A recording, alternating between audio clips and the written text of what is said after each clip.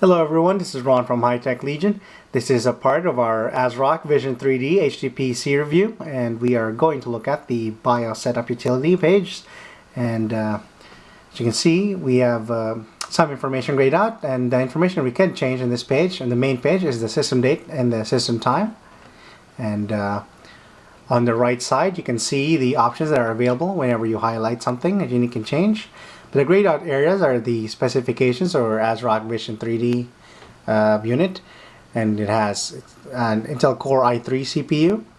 It tells the processor speed, it has 2.4 gigahertz, and the total memory we have a pair of DDR3 memory modules, and we're going to look at the next page, which is the OC tweaker. This is obviously where we can do overclocking settings. And we'll go through it one by one. Excuse me. Initially we have at the very top the easy OC setting, which is the automatic OC settings right there. We have the options of 2.7, 2.8, 2.9, or 3 gigahertz. And of course we have the overclocking, easy OC overclocking setting. We have from our default 1066, we can overclock it to DDR3 133. And of course you can skip that. And here is our manual overclocking mode. There's an optimize. There's three options: auto, which is the default, manual, and optimized. Let's look at what will happen. Optimized. It loads. It has some presets loaded, but if you want full control, obviously you go to manual. And you have full. You can see that all the information is not grayed out. You have the CPU ratio settings. We change it, and the QPI frequency. The default is 4.8, of course, and you have the option to set it to 3.2 at the lowest. Leave it at auto. Our DRAM frequency, we only have two options to set it lower to DDR3 800 megahertz, which is 400 megahertz, or 533 megahertz, which is what we are using right now. If you leave it at auto, of course, speed spectrum is set at auto. Boot failure guard, just in case your overclock doesn't work. You have your Failsafe. The motherboard and this Asrock Vision 3D comes with some Failsafe features. DRAM timing control, where you can individually control the DRAM timings, and you can see the grayed out areas are what it's detecting. But you can adjust it manually. If you can increase it using the plus minus sign. You can see there. We'll leave it at auto. And of course the voltage control. You have the V-core voltage. It says normal, or 100 plus 100 millivolt. I think you're limited with the voltage control on this BIOS. But the DRAM voltage can be controlled from 1.35 volts to 1.64 volts. And of course, you can save your overclocks on 3 user profile slots. See what it looks like. You can enter the name. Let's just test. And of course, initially what was grayed out, once you saved something on a slot, you can load it. The grayed out load option is now blue, and you can highlight it. Let's see if you can delete.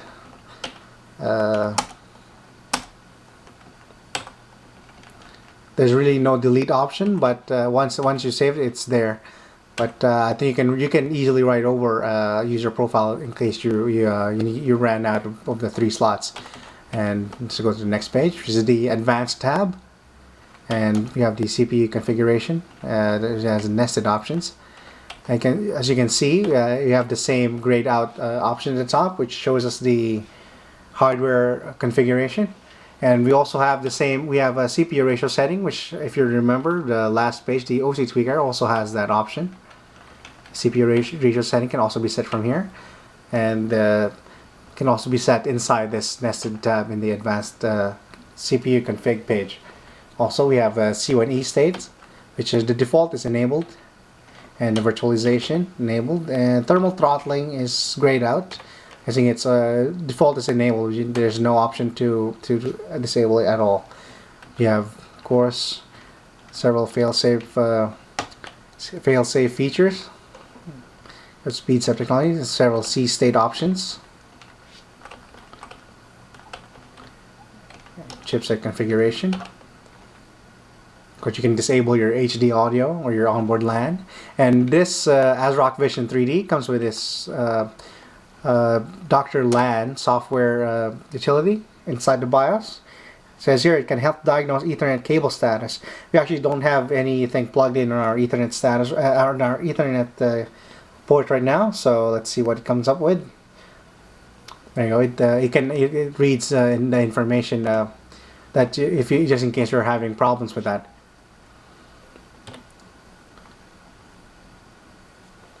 And of course, we have energy efficient Ethernet. You can enable it. Default is disabled. Onboard Wi-Fi and Wi-Fi radio. Card reader.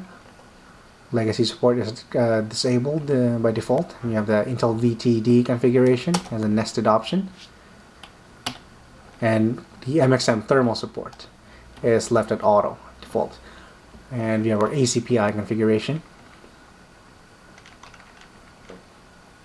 Don't have any nested options in here, and all the options are described on the right side in case you don't know what it does.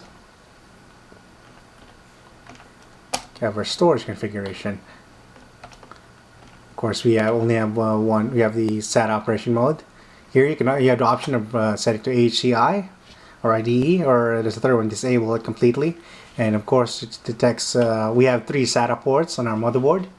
And we are just using 2 of them. We have a SATA. We have of course our disk drive, 500 gigabytes, 7200 RPM hard drive. You can read the option there.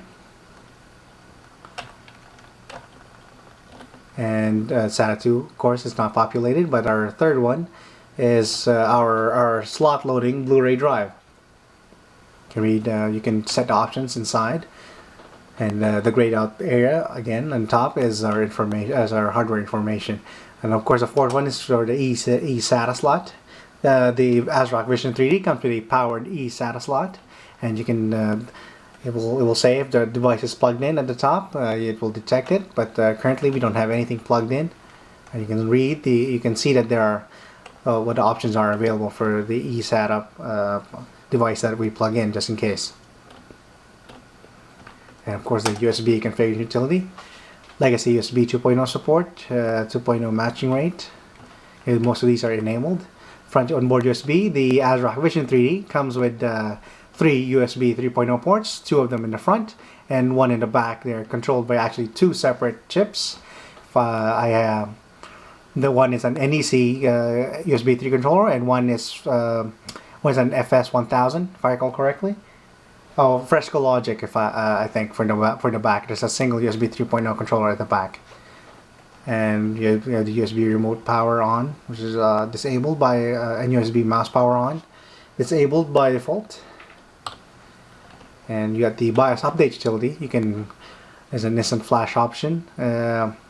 If you plug in, it says here on the right side, you can see that you can plug in a USB, a floppy, hard disk drive, or and the file system supported of the device you plug in. You can read that USB or hard drive instantly through this utility. Got our Goodnight LED. You can disable the front of the Asrock Vision 3D has activity LEDs, one for the power and one for the hard drive, and you can disable it completely through here.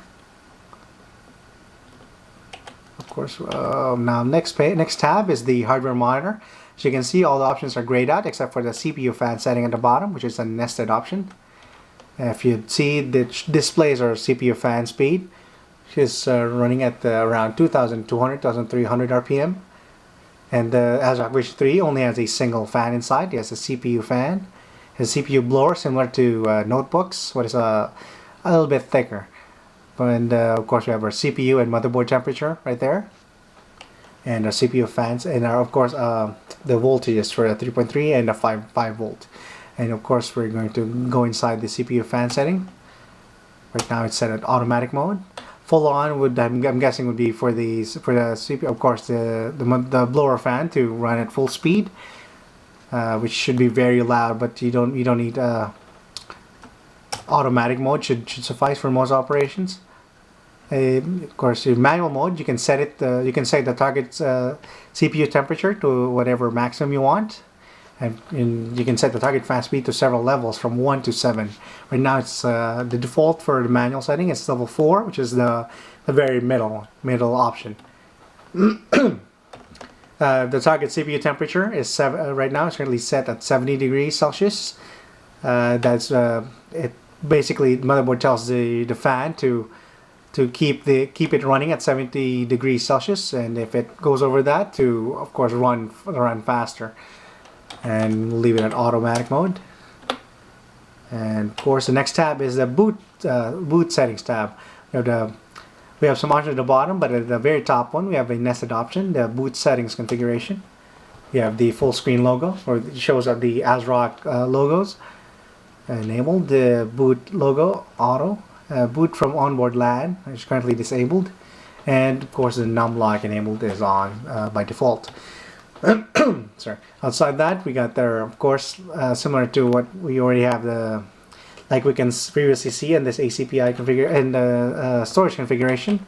You can see in the boot device, we have you can see the two SATA devices that populate inside our Asrock Vision 3D HTPC. We have our Western Digital 500GB hard drive and our slim type slot loading Blu-ray drive.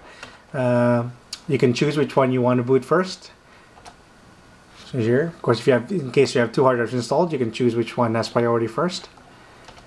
If you have multiple DVD or DVD drives installed inside, you can set which one loads first. Although the Asrock Vision 3 only supports a single Blu-ray drive external slot.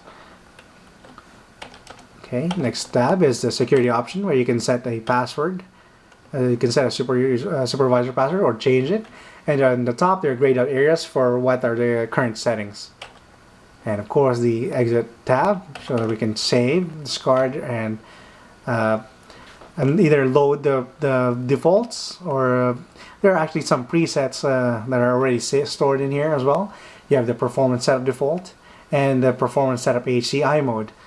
So you don't need to go through the in the storage and ACPI configuration tab to set these.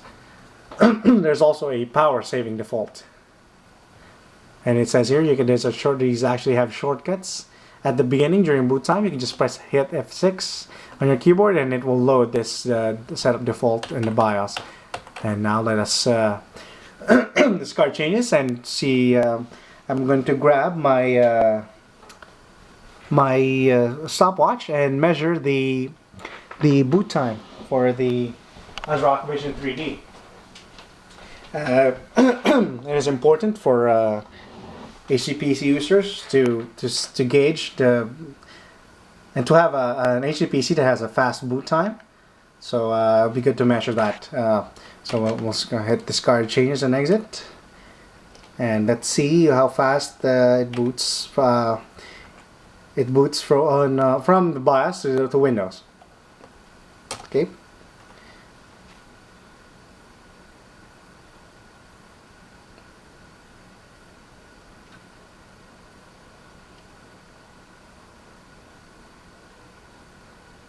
It is 15 seconds so far. And we are measuring it until we can move the mouse on the desktop.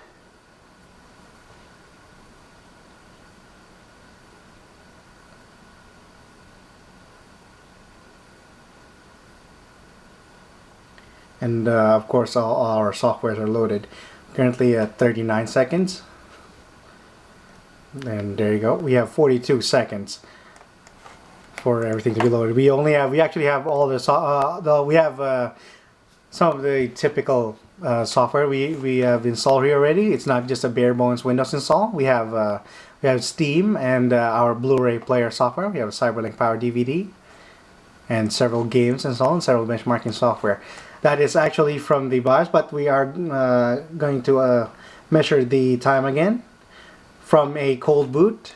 So I'm going to shut it down completely.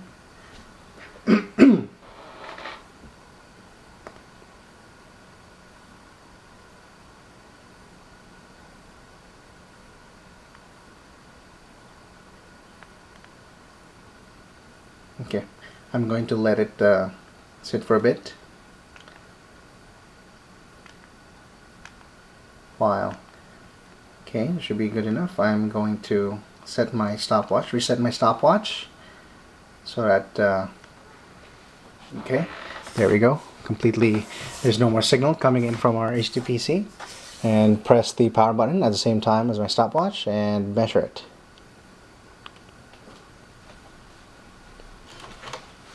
Now this not only includes the Windows loading time, but we're going to factor in the BIOS loading time. We have the Asrock setup page. There's actually multiple versions of that page, of that logo page loading for Asrock. I think there's 2 or 3. And it's 26 seconds so far, and the Windows logo has popped up.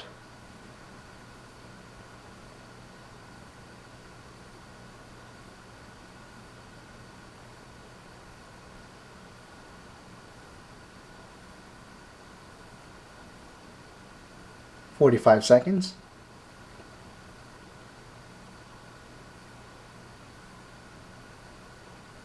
Until our Steam, there we go. We have 54 seconds. That is actually very good. Not bad for a you have the option of actually adding or replacing the drive inside with an SSD drive, so if you want a faster boot time. And as you can hear, the hard drive is actually very quiet, even though it's a single 2.5-inch platter drive. It's not an SSD drive, but if you'd want a cooler performing or even faster performing drive inside, you can put in an SSD drive.